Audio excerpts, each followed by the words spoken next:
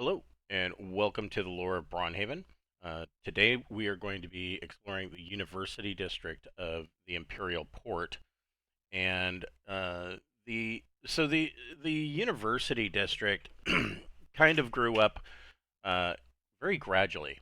uh, right after uh, Tacidantilus had built his arcane tower, he immediately, well, almost immediately, began construction on what is known as the Grand Vestibule. And the Grand Vestibule would later be expanded upon to become the library, the Arcane Library. And this actually took place even before the construction of the Merchant District.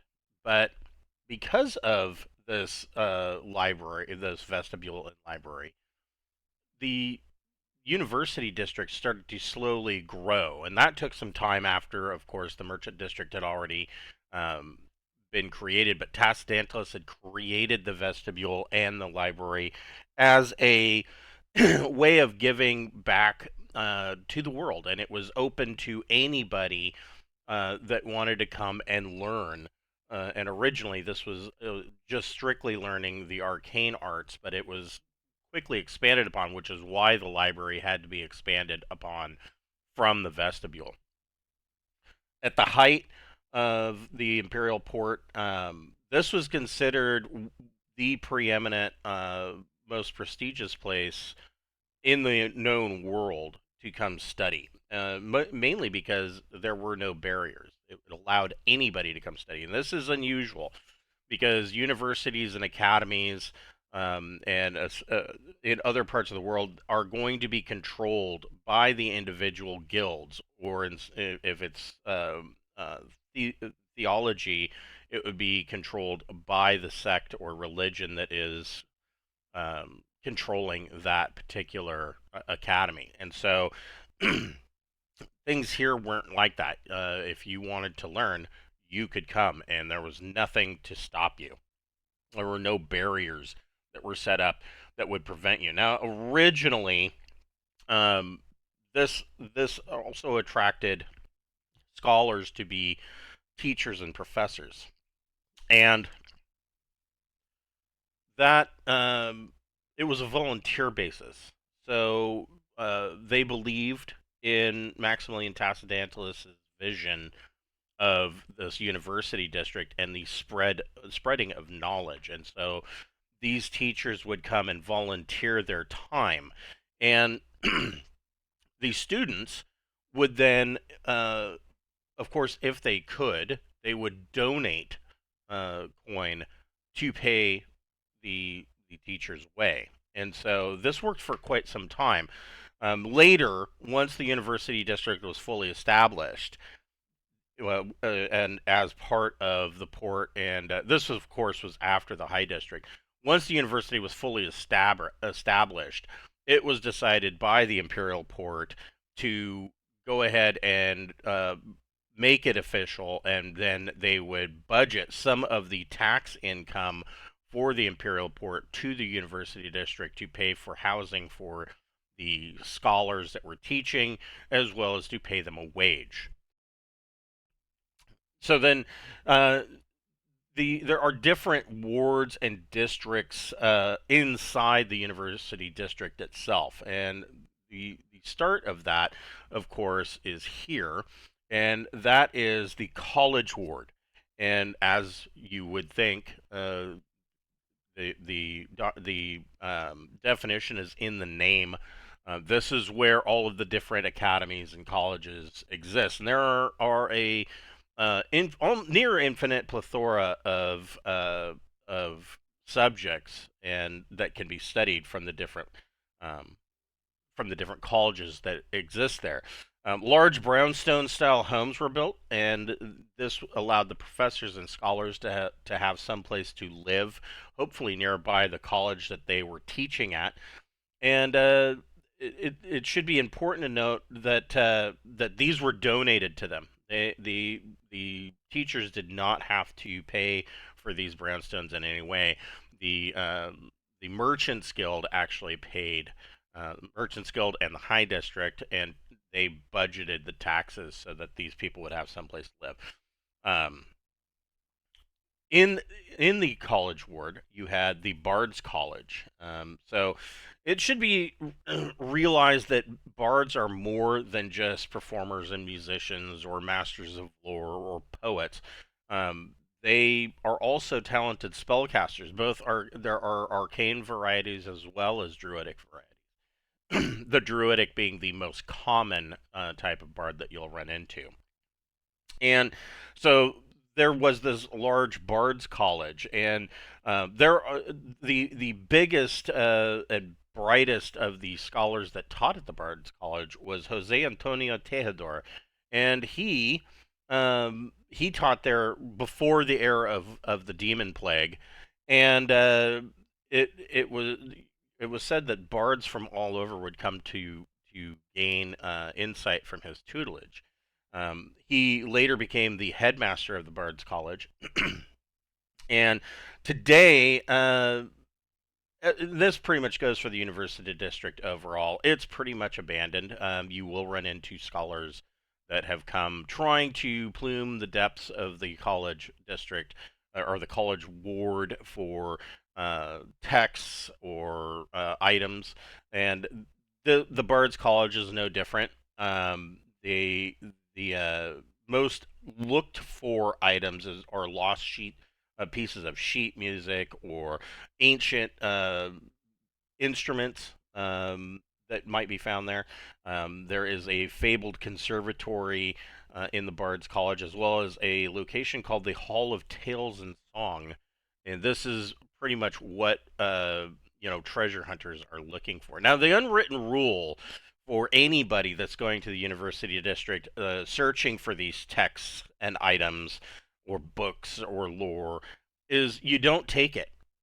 You instead copy it down and you leave it for the next person to find, because um, the the unwritten rule is that nobody wants this knowledge to be lost again or to vanish, and so most people, at least the considerate types, go and they copy it down, they put it back where they found it, and they leave with their copy. And this is how they spread the knowledge throughout the world. That way, the next person can do the same thing.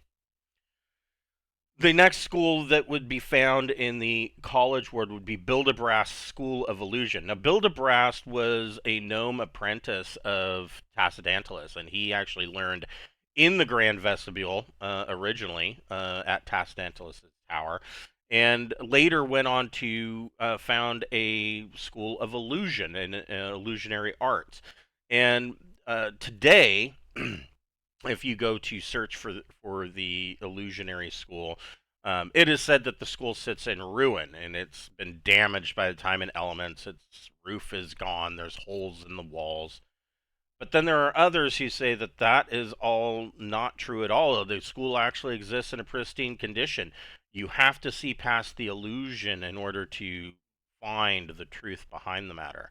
And so there is a rumor that this is all just an illusion, and that you should step through the door and really concentrate on what you are seeing.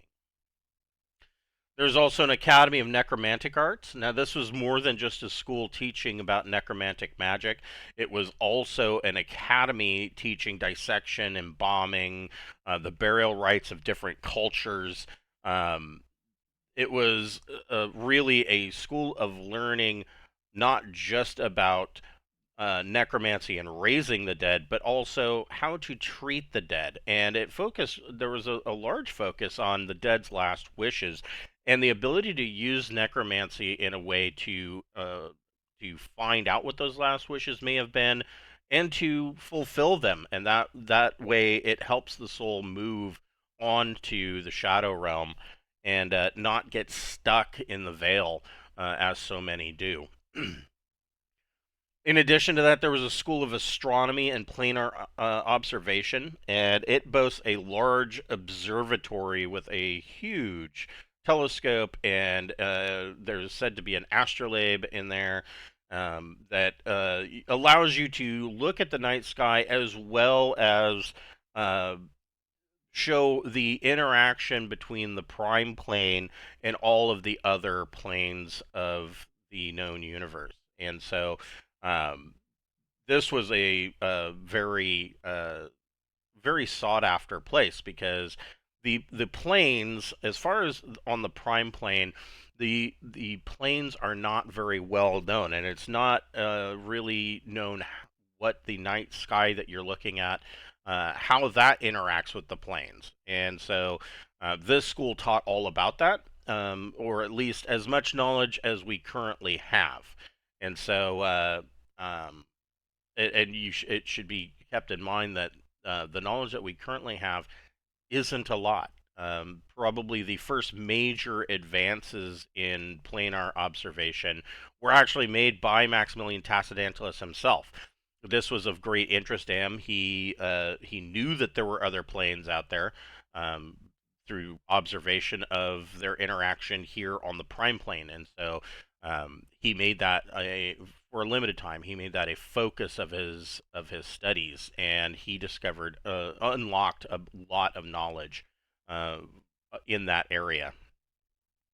The next school that would be found in the college ward would be St. Burton's Theological Academy, and the academy deals with all of the known religion in the Glaucian Empire and Braunhaven region. So it deals with the known gods, it deals with the old gods. So you've got two areas there, but really the old faith was taught mostly in the uh, context of training clerics or teaching clerics, or really anybody that wanted to learn theology, um, what came before the 12 elder gods. And so it wasn't like it was they didn't necessarily have a place teaching for druids. It was mostly for clerics. Clerics being a part of the 12 known elder gods, and druids uh, believing in the old gods. Druids being what they are, they would they wouldn't go generally to a college to learn, and not that they couldn't, but generally that is not a part of how they learn. They would instead learn from an elder in a circle somewhere out in the woods, and they would learn by doing.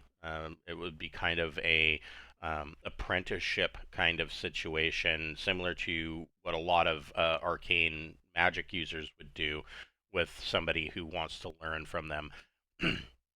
And that would be, I would think that with druids, it would be a lot more hands-on than a lot of magic users. There would be a lot less floor scrubbing and sweeping and laundry doing than you would with a magic using apprentice. But that's more or less how druids learn their craft. Not always, but that is the standard go-to. They wouldn't generally go to St. Burton's, but the college has was the college of the academy rather of St. Burton's is said to have had a lot of theological texts from before the coming of the three, and so this would be prehistorical religious texts, and that would be pertaining to the old gods, and a lot of that prehistorical stuff would be not necessarily considered heretical, but um, it definitely wouldn't be the mainstream belief, mostly because you could have three or four different texts describing the same situation with different outcomes or with different people involved, and so a lot of it is just kept as study material after the fact, or what they consider to be the fact. With religion, there's a lot of plot holes and twists and things that just simply don't make sense, and that is certainly the case here. Um, who knows what the real story is? Even the gods aren't going to tell you. Directly below the college ward, you had here the fraternity row, and this was where you would have the student housing for the different fraternities and sororities, or even students that weren't in either of those little social clubs.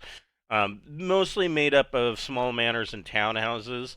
And these manors and townhouses, they were built exactly the same as they would for the wealthy, but then but interior wise, the rooms were all divvied up so that you could have, several students living in one manor or townhouse, as opposed to in the wealthier districts, one single family.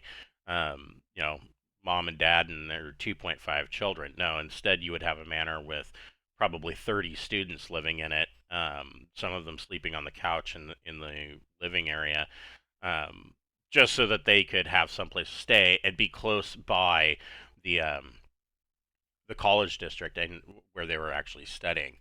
There were a lot of interspersed throughout the fraternity row. There were small restaurants and cafes, of course, to feed the plethora of students that lived here at one time. There were small shops. Today, of course, it is mostly empty. And I say mostly because sometimes, and this is true for the brownstones that you find in the college ward.